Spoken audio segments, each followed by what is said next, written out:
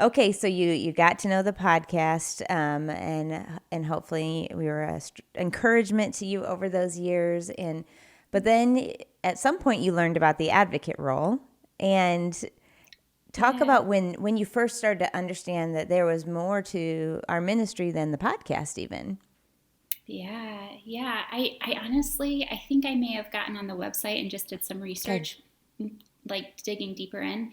And it was a few years ago when I started becoming more familiar with the idea of the advocate role.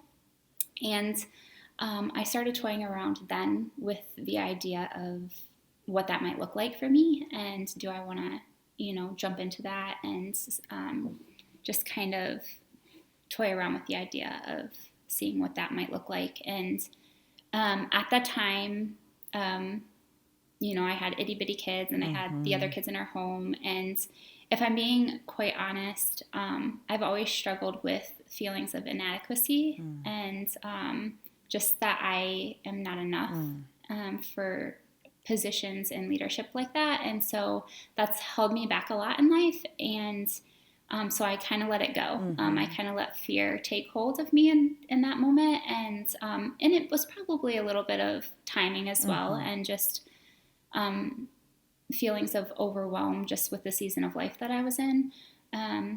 But it was last September where I was getting the itch to dive into fostering again. And my husband was in the heat of some really stressful moments with the store. And I knew it was not a great time for us to dive into fostering again, but my heart was there so much and I just wanted it so bad. And so I started processing again. I'm like, okay, well, if we can't foster through our home right now, like I have to do something. Like God has dug this so deep into my heart and this desire to do something so deeply within me that I need to do something.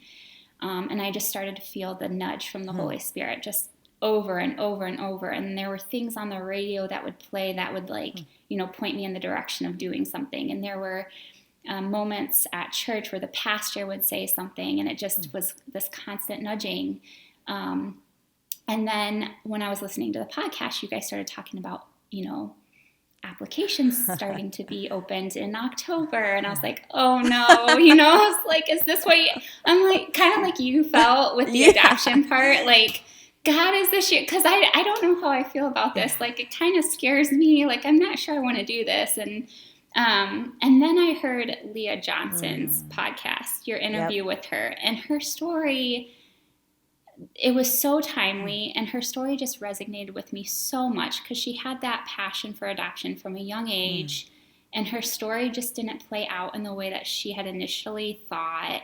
And she mentioned something in her podcast where she said something like, God gives us this passion, but how we end up using it might not look the way that we had initially planned. Yes, that's good. And, she always talked around the idea of like, I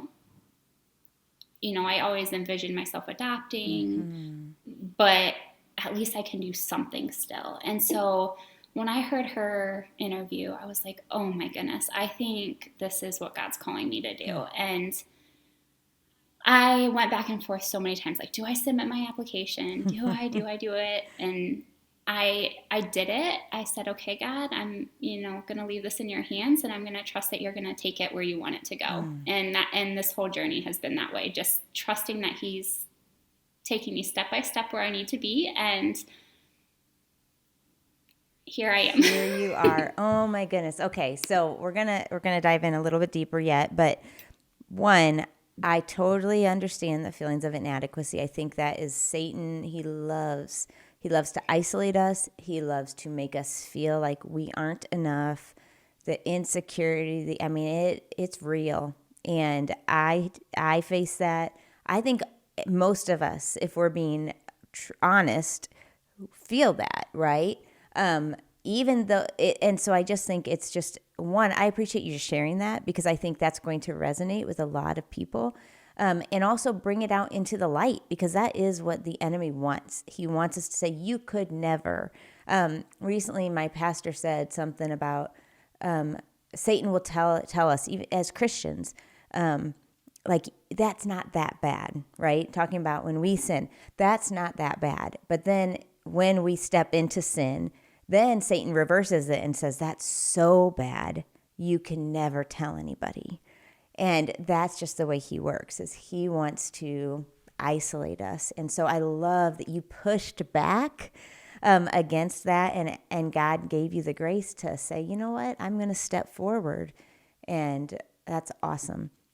And so just for those who are listening, if you don't know what the advocate role is, if you haven't been a long-time listener here, you've probably not heard of the advocate role. And that is really a volunteer ministry leader who is launching a foster care ministry right where they live.